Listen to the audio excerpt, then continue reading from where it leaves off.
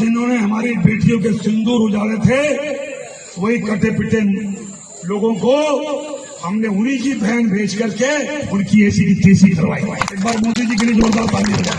यशस्वी प्रधानमंत्री जी को हम धन्यवाद देना चाहेंगे और पूरा देश की वो सेना, वो सैनिक उनके चरणों में नतमस्तक है।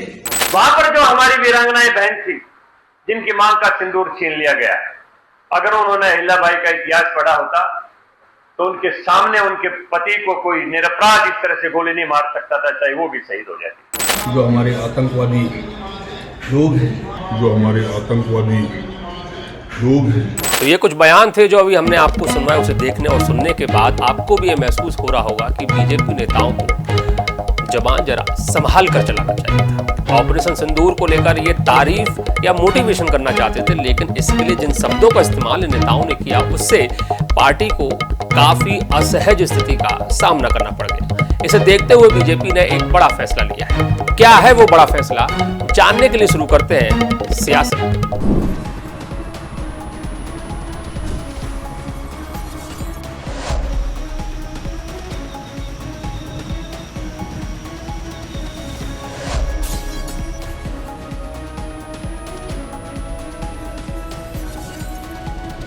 ऑपरेशन सिंदूर के बाद इसे लेकर जिस तरह के बयान बीजेपी नेताओं के सामने आए, उसने पार्टी को बहुत परेशान किया। क्या मंत्री और क्या सांसद सभी ने पब्लिक फोरम पर जिस तरह से ऑपरेशन सिंदूर की व्याख्या की, उससे बीजेपी को फायदा भले ना हुआ हो, लेकिन नुकसान बहुत हुआ। मध्य प्रदेश के मंत्री विजय शाह, डिप्टी सीएम जगदीश देवड़ा, राज्यसभा सांसद रामचंद्र जांगड़ा, सांसद फग्गन सिंह कुलस्ते और भी कई नेताओं के बयान खूब वायरल हुए।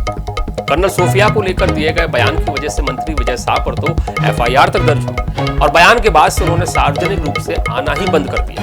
कैबिनेट की कई बैठकों से लगातार दूर चल रहे और विपक्षी कांग्रेस कई बार उनका इस्तीफा बीजेपी से मांग चुकी है।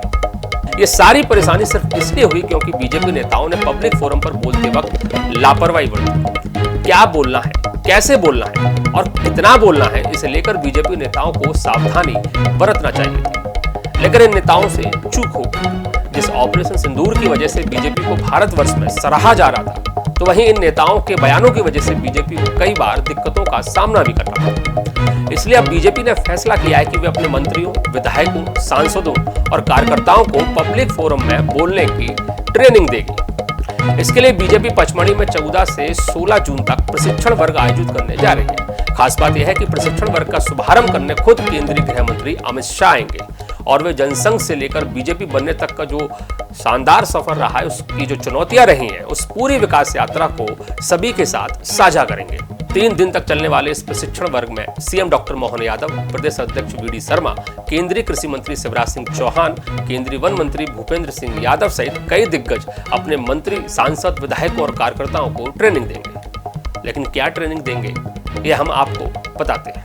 सभी को सिखाया जाएगा कि कैसे पब्लिक डीलिंग करना है, पब्लिक फोरम पर क्या बोलना है, कैसे बोलना है और क्या नहीं बोलना है, बोलते वक्त क्या सावधानी रखना है, मोबाइल मैनेजमेंट, टाइम मैनेजमेंट, ये सभी मुद्दे इन प्रशिक्षण वर्ग में सिखाए जाएंगे, बताए जाएंगे और इनको तैयार किया जाएगा। लेकिन सवाल ये खड़ा होता है कि क्या मंत्री, विधायक, सांसद बने ये नेतागण इतने साल की राजनीति के बाद क्या इतना भी नहीं सीख पाए कि पब्लिक के बीच क्या बोलना चाहिए और क्या नहीं? इसी को समझने की आज हम कोशिश करेंगे और इसमें आज हमारी मदद करेंगे राजनीतिक विश्लेषक डॉक्टर मनीष जैसर। मनीष जी, बहुत स्वागत है सियासत के इस खास एपिसोड में। तो मनीष जी, बीजेपी अपने मंत्री, विधायकों को, सांसदों को ट्रेनिंग देगी, बोलने की ट्रेनिंग, पब्लिक के बीच में क्या बोलना चाहिए, क्या नहीं बोलना चाहिए, कैसे बोलना चाहिए।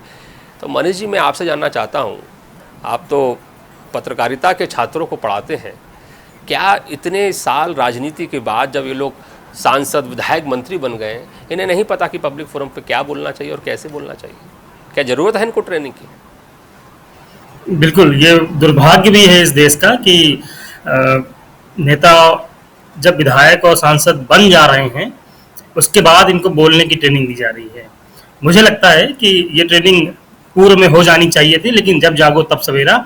मैं इस फैसले का स्वागत करता हूं क्योंकि मामला जनता से जुड़ा हुआ है और जब जनता से जुड़ा हुआ मामला है और जनता इन नेताओं को आगे लेकर के आती है, आप इनको अपना जनप्रतिनिधि चुनती है, ऐसे में कब कब कहाँ और कितना बोलना है, जी इसकी बहुत जरूरत हो जाती है। और जब मध्य प्रदेश भाजपा ने या कहें कि मध्य प्रदेश सरकार ने भी ये फैसला लिया है, ऐसे में मुझे लगता है कि जो नेता या जो विधायक अब भी अगर नहीं सीख पाए कि हाउ टू मैनेज, कैसे आप अपने आप को कंट्रोल करेंगे, आप किसी मुद्दे की गंभीरता को समझने के बाद बोलिए। ऑपरेशन सिंदूर जैसा मामला दुनिया भर में हमारी निगाहें थी, दुनिया भर के लोग, दुनिया भर का मीडिया हमें देख रहा था। ऐसे में उसके बाद जिस तरीके से हमारी जो कर्नल है उनके लिए, सोफिया के लिए अपशब्द यूज किए गए, इस तरीके की भावना के साथ में बात रखी गई, वो कहीं ना कहीं दर्शाती है कि हमें कैसे बोलना है, उसकी कमी थी। हो सकता है, मुझे लगता है। मैं आपको बीच में टोक रहा हूँ। दरअसल जितने भी ये बयान थे जो वायरल हुए और इन बयानों की वजह से बीजेपी को असहज स्थिति का सामना करना पड़ा, उसके पीछे मंशा किसी का अपमान करने की नहीं थी। जैसे मंत्री विजय शाह, मुझे लगता है कि तो उन्होंने कर्नल सोफिया के नाम को लेते हुए कोशिश की कि प्रधानमंत्री मोदी की तारीफ करें, बीजेपी की तारीफ करें, लेकिन तारीफ करते करते उनकी जुबान फिसल गई और कर्नल सोफिया को आतंकवादी की बहन बता गए। इसी तरह से फग्गन सिंह कुलस्ते का बयान था तो हमारे आतंकवादी करके ऐसा कुछ करके बोल गए। इसी तरह से जो राज्यसभा सांसद थे वो भी कुछ ऐसी बातें बोल गए कि उनमें साहस नहीं था, साहस होता तो वो खुद ही जो है हमले को रोकने का काम करते, वगैरह वगैरह। इस तरह की तमाम जो बातें थी वो उनके पीछे मोटिव था कि वो तारीफ करें, उनके पीछे मोटिव था कि वो मोटिवेशन दें। लेकिन जिन शब्दों का इस्तेमाल किया, जिस लहजे का इस्तेमाल किया, वो कुछ और ही बयां कर गया। इसलिए आज ये स्थिति आ गई है कि बीजेपी के केंद्रीय नेतृत्व को ये सोचना पड़ रहा है कि पहले इनको सिखाया जाए कि पब्लिक के बीच जाके कैसे बोला जाता है। जी बिल्कुल जी, मैं ये भी जानना चाहता था कि जिस तरीके से बयान आए, और बयानों में कोई, मैं सीधे तौर पे किसी की गलती नहीं मान रहा, लेकिन विवेक का आधार कह सकते हैं कि सब विवेक, हम विवेक के आधार पर हमने बात नहीं रखी, इस वजह से प्रॉब्लम हुई। इनका जितने भी, चाहे वो विजय शाह का बयान हो, चाहे वो हमारे आतंकवादी हैं, हम अपनी नॉर्मल जिंदगी में भी इस तरीके के शब्द बोल जाते हैं, लेकिन हमारा जो टारगेट है, हमें किसी को परेशान करना, किसी के लिए अपशब्द बोलना हमारा टारगेट नहीं था, उनका भी नहीं रहा होगा। लेकिन अब जरूरत यह आ गई है कि जब आप जनता से बात करें, जब आप मीडिया पर बाइट दें, जब आप संवाद करें, तब आप बहुत लिमिटेड बोलें, बहुत सोच समझ कर बोलें कि आप क्या बोल रहे हैं। मुझे लगता है जब हम लोग भी क्लासेस में अपने छात्रों को जब डिस्कस करते हैं, तब भी यही बात होती है कि आपको बहुत नपा तुला हुआ बोलना होता है, क्योंकि आप पब्लिक स्फीयर में जा रहे हैं। आप कह सकते हैं कि लोग धार्मिकता की तरफ बढ़ रहे हैं आगे। मुझे लगता है कि ये स्वागत योग्य कदम है भाजपा का, लेकिन इससे और भी पार्टियों को सबक लेने की जरूरत है। ऐसा नहीं है कि सिर्फ एक पार्टी ने कहा है तो आप इसका, चाहे वो विरोध और पक्ष में खड़े हो जाएं। बहुत जरूरी बात है ये। सभी पार्टियों के नेताओं को, विधायकों को, सांसदों को, मैं तो कहता हूं कि बहुत निचले स्तर के जो नेता हैं या कार्यकर्ता भी हैं, उनको भी इस तरीके की ट्रेनिंग देने की जरूरत आ पड़ी है, और सभी विचारधारा की पार्टियों। नहीं, बहुत सही कहा आपने कि ये जिम्मेदारी सिर्फ बीजेपी की नहीं है। कांग्रेस हो, बसपा हो, सपा हो, जितनी भी पार्टियां हैं, उनमें अपने जितने नेता हैं, उनके जो मंत्री, सांसद, विधायक हैं, जाहिर तौर पर एक ट्रेनिंग तो उनको देना ही चाहिए, क्योंकि राजनीति का स्तर जो इस समय इतना गिर चुका है, राजनीतिक शब्दावली जिस तरह से इस्तेमाल की जा रही है, जिस लहजे में इस्तेमाल की जा रही है, वो वाकई में चिंताजनक है। और वाकई में सोचने वाली बात है कि कहीं ना कहीं जो एक दौर था भारत की राजनीति में, जहाँ पक्ष और विपक्ष विचारधाराओं के बीच जो है कितने ही जो है मतांतर हों, लेकिन एक दूसरे का सम्मान, एक दूसरे के प्रति जो है आदर का जो भाव था, वो हमेशा रखा जाता था। लेकिन बीते कुछ दशकों से देखने में आ रहा है कि चीज़ें कहीं गायब होती जा रही हैं, और जाहिर तौर पर इसका दुष्प्रभाव कह सकते हैं या दुष्परिणाम कह सकते हैं, पार्टियों को खुद के ऊपर भी जो है आता हुआ दिखाई दे रहा है, जिसका परिणाम अभी हमने देखा इन बयानों के जरिए। तो इसीलिए जैसे बीजेपी, आप हालांकि बीजेपी के अंदर जिस तरह की वर्किंग है, तो ज़्यादातर नेता तो आरएसएस की पृष्ठभूमि से निकलकर सामने आते हैं, बाकायदा वहाँ ट्रेनिंग दी जाती है, हर एक चीज़ की जो है वहाँ पे प्रशिक्षण होता है, लेकिन फिर भी ऐसा महसूस हो रहा है बीजेपी को कुछ और ट्रेनिंग देने की आवश्यकता है, कुछ और प्रशिक्षण देने की आवश्यकता है। कहीं कुछ कमी रह गई है, या फिर ऐसा लग रहा है कि इनको वापस एक प्रशिक्षण शाला में भेजने की ज़रूरत है। क्या कहना है जैसल साहब? मुझे लगता है कि बहुत टेक्निकल चीज़ों पे नहीं पढ़ना चाहिए इनको। बस एक तरीके से जब भाजपा के या मध्य प्रदेश के जो हमारे चीफ मिनिस्टर हैं मोहन यादव जी, उनके संरक्षण में सारा कार्यक्रम होने जा रहा है 14 से 16 जून के बीच में। तो मुझे लगता है कि बहुत ज़्यादा इसको टेक्निकल बनाने के बजाय इसको बहुत ही व्यवहारिक रूप में देखा जाए और व्यवहारिक बातचीत हो जिससे संवेदनशीलता जगे। किसी को आप लेक्चर नहीं दे सकते हैं आज के समय में कि आप किसी को क्लास बता करके बता दिया जाए कि ये ऐसे ऐसे बोलना है। यह सिर्फ और सिर्फ मामला संवेदनशीलता का है कि संवेदनशील कैसे बने, मानवीय कैसे बने, तब आप ऑटोमेटिक वो चीजें समझ पाएंगे। और मुद्दे की राजनीति को समझिए, मुद्दा क्या कहना चाह रहा है। ये बयान अगर किसी अलग तरीके से देखे जाएं तो समझ में आता है, लेकिन राष्ट्र का मुद्दा था ये, यहाँ थोड़ा सा समझने की जरूरत थी। आप दलित आदिवासी के मामले पर अगर बोल रहे हैं वहां आपको समझने की जरूरत है। आपको कोई मुस्लिम इश्यूज हैं तो उसमें समझने की जरूरत है। महिलाओं के साथ कोई शोषण की बात है तब वहां पर आपको समझने की जरूरत है। तो आपको मुद्दे की संवेदनशीलता को समझना होगा और क्लासरूम कल्चर में नहीं जाएगी। मुझे नहीं लगता कि भाजपा ऐसा कुछ करने वाली है। वहां सिर्फ वो बातचीत करेगी, क्योंकि मुझे ऐसा लगता है कि देश की इकलौती ऐसी पार्टी है जो संवाद धर्मिता पर बहुत ज्यादा फोकस करती है, संवाद करती है, अपने छोटे छोटे कार्यकर्ता से बातचीत करती है। तो मुझे लगता है कि मुद्दे का हल निकालने की ही कोशिश होगी, ऐसा मेरा मानना है। जी, बीजेपी के अंदर जैसल साहब एक अच्छे वक्ताओं की पूरी फहरिस्त है और बड़ा अच्छा इतिहास बीजेपी का रहा है। देश के पूर्व प्रधानमंत्री स्वर्गीय अटल बिहारी वाजपेयी जी रहे हों, स्वर्गीय सुषमा स्वराज, स्वर्गीय अरुण जेटली, राजनाथ सिंह, इसके अलावा अभी वर्तमान में जो देश के कृषि मंत्री हैं शिवराज सिंह चौहान, ये बहुत अच्छे वक्ताओं में गिने जाते हैं। ये लोग जब मंच पर बोला करते थे तो लोग टकटकी लगाए इनकी तरफ देखा करते थे, इनको सुना करते थे। ये बीजेपी ने ही दिए हैं इतने बड़े बड़े नेता। लेकिन आज ये हालत आ गई है, आज ऐसी स्थितियां निर्मित हो गई हैं कि अपने अच्छे किए गए काम को भी वो ठीक से बयां नहीं कर पा रहे हैं और जुबान फिसल जा रही है और अर्थ का अनर्थ हो जा रहा है। तो इन्हीं सब कारणों की वजह से लगता होगा कि बीजेपी के केंद्रीय जो नेतृत्व है कि कुछ ना कुछ सिखाना चाहिए, कुछ ना कुछ बताना चाहिए, बिठाल कर समझाना चाहिए, एक ट्रेनिंग देना चाहिए। जी मनीष जी। जी बिल्कुल, क्योंकि जितने भी नाम आपने लिए हैं ये बहुत या तो बहुत बड़े कवि हैं, पत्रकार हैं, या कह सकते हैं कि एक बहुत ही अच्छे सोसाइटी से आने वाले लोग थे ये, जिनकी फॉलोइंग संख्या बहुत, हाँ पॉलिटिशियन भी थे। लेकिन मामला यहाँ ये है कि अब क्यों बदल गया मामला, अब क्यों ऐसे नेता नहीं हो पा रहे हैं जिसकी वजह से अब पंचमढ़ी में कार्यक्रम रखना पड़ रहा है। जी कहीं ना कहीं ऐसा मामला आ चुका है कि आपको बोलना क्या है, आपके कंटेंट आपके पास कम हो गया है। आप अपने इतने अच्छे कार्यक्रम कर रहे हैं, आप अपने जनता से मिलना भी एक बड़ा कारण हो गया कि आप जनता से मिल नहीं पा रहे हैं, इस वजह से वो बात रख नहीं पा रहे हैं। आप देखिए स्वर्गीय अटल बिहारी वाजपेयी जी जनता के साथ बहुत सारा वार्तालाप किया करते थे। सुषमा स्वराज जी को देखिए, वो संसद पर जब बोलती थी तो बहुत अच्छा कंटेंट निकल गया, क्योंकि वो लोगों से मिलती थी। मैं एक नाम यहाँ जोड़ना चाहूंगा, सुषमा स्वराज जी की बेटी, आप बांसुरी को देखिए, बांसुरी जी जब बोलती है तो अच्छा लगता है। आज भी वो नेता अच्छी नेता के तौर पर बढ़ रही हैं, लेकिन लोग उनसे क्या सीख पा रहे हैं। इसीलिए मुझे लगता है केंद्रीय नेतृत्व ने ये कहा होगा या सोचा होगा कि हमें उन नेताओं को सिखाने की जरूरत है, समझाने की जरूरत है कि आप इन जैसा बोलना सीखिए और मुद्दे को समझिए कि आप बोल क्या रहे हैं, क्योंकि अब घाटा बहुत हो रहा है।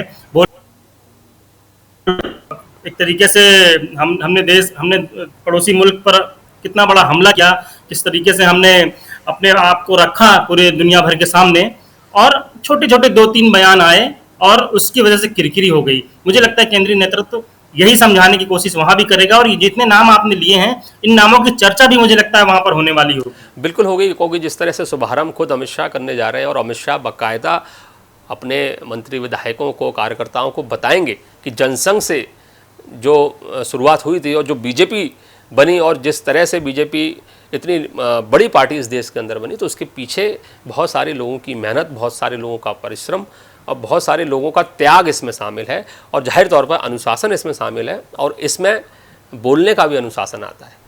एक नेता है, उनका हम जिक्र कर लेते हैं, उनका नाम है नरेंद्र सिंह तोमर, वर्तमान में मध्य प्रदेश की विधानसभा के अध्यक्ष हैं। मीडिया के हलकों में या कहें कि मीडिया के गलियारों में माना जाता है कि नरेंद्र सिंह तोमर से आप कोई चीज़ निकलवा नहीं सकते, उनसे आप खबर हासिल नहीं कर सकते।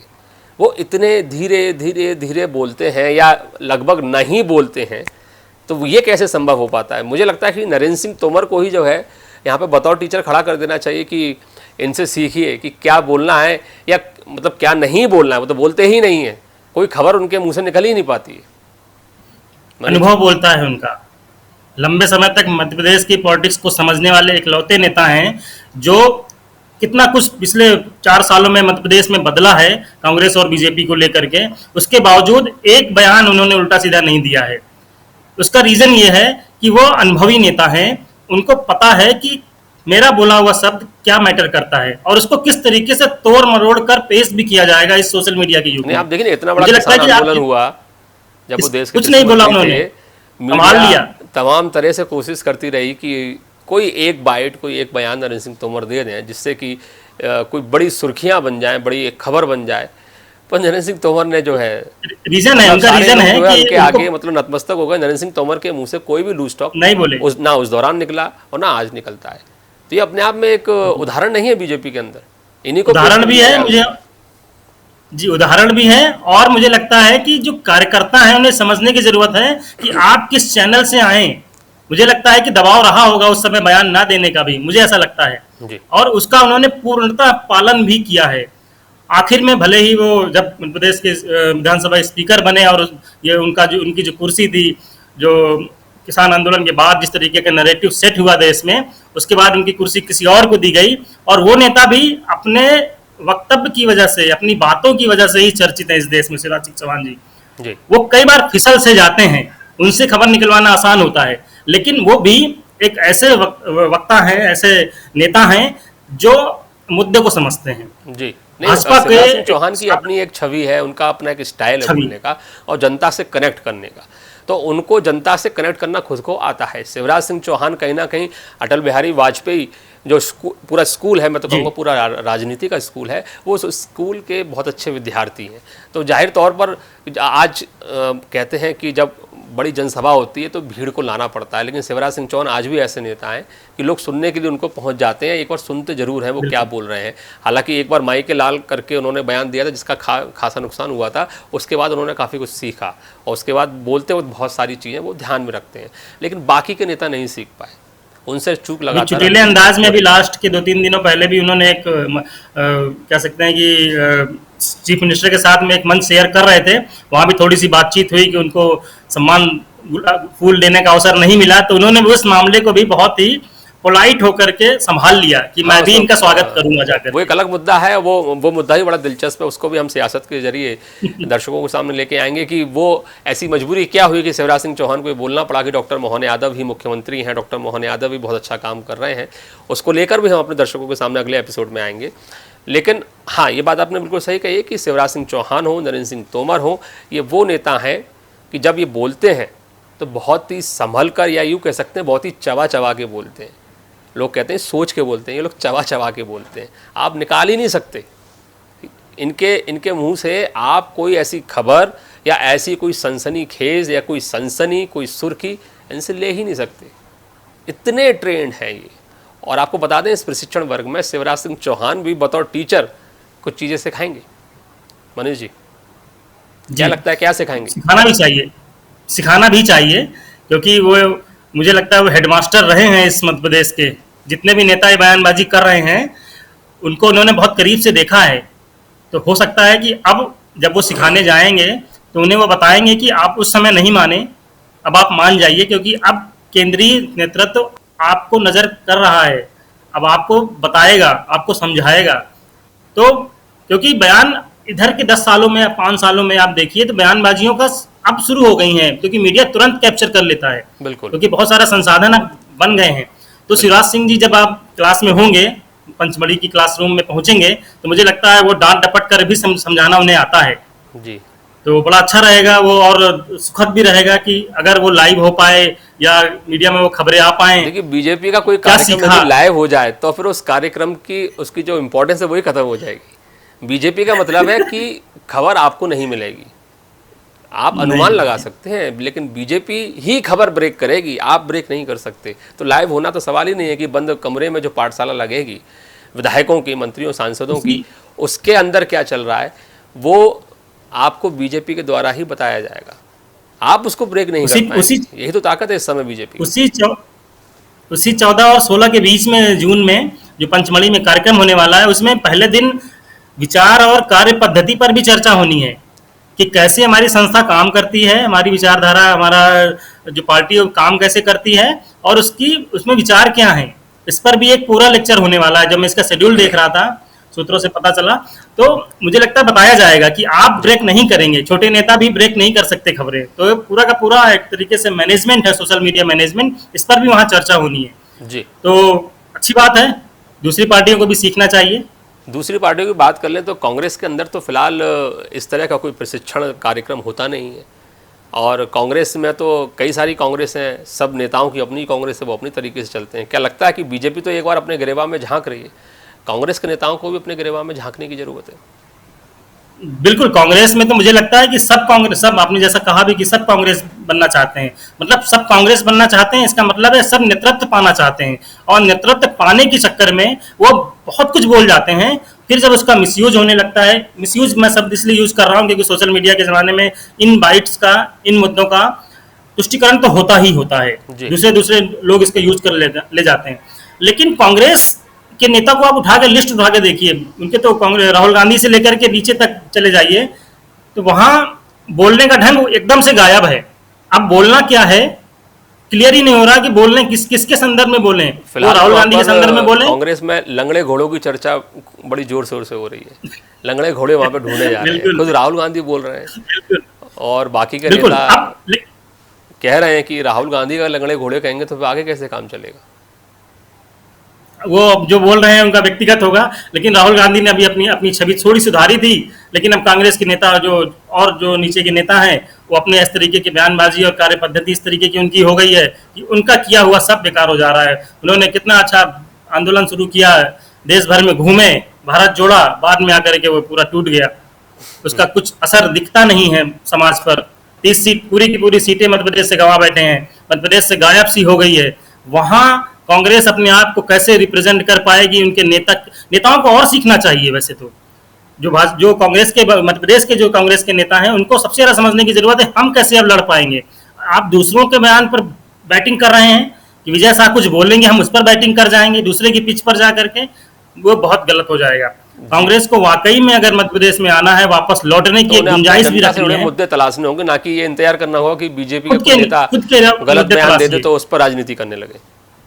जी वही हो रहा है अभी। बहुत शुक्रिया मनीष जी, आपने समय दिया हमारे दर्शकों के लिए। तो कुल मिलाकर मुद्दा निकलकर फिर यही आता है कि नेता चाहे बीजेपी के हों, नेता चाहे कांग्रेस के हों, सार्वजनिक जीवन में उनसे उम्मीद की जाती है कि वो अपना व्यवहार, अपनी भाषा, अपने विचार ऐसे रखें जिसे सुनने वाले, जिसे जानने वाले ये समझ पाएँ कि जिस व्यक्ति को वो सुन रहे हैं वो कहीं ना कहीं उनके लिए एक आदर्श भी साबित हो सकता है अपनी बातों के जरिए, अपने बयानों के जरिए, या नायक भी साबित हो सकता है या खलनायक भी साबित हो सकता है। तो जिस तरह से ऑपरेशन सिंदूर को बीजेपी ने अंजाम दिया, एक बड़ी सफलता बीजेपी के खाते में आई, पूरे भारतवर्ष में, पूरे दुनिया भर में इसको सराहा गया और इसको देखा गया, जाना गया। लेकिन बीजेपी के वो तमाम नेता जो अपनी इमेच्योरिटी की वजह से जिस तरह के बयान दिए गए, उसकी वजह से बीजेपी को काफ़ी असहज स्थिति का सामना भी करना पड़ा। और यही वजह है कि अब पचमढ़ी में एक प्रशिक्षणशाला आयोजित होने जा रही है, और इस प्रशिक्षणशाला में बाकायदा इस बात की ट्रेनिंग दी जाएगी कि बोलते वक्त किन किन बातों का ध्यान रखना है, अपने विचारों को, अपनी पार्टी के विचारों को किस तरह से सार्वजनिक करना है, ये सब कुछ सिखाया जाएगा। और सिखाने वाले कौन होंगे? सिखाने वाले होंगे अमित शाह, वी.डी. शर्मा, डॉक्टर मोहन यादव, शिवराज सिंह चौहान, बड़े बड़े लीडर। तो इंतजार रहेगा उस प्रशिक्षणशाला का, और इंतजार रहेगा हमको भी, और हमारी नज़र रहेगी इस पूरे कार्यक्रम पर।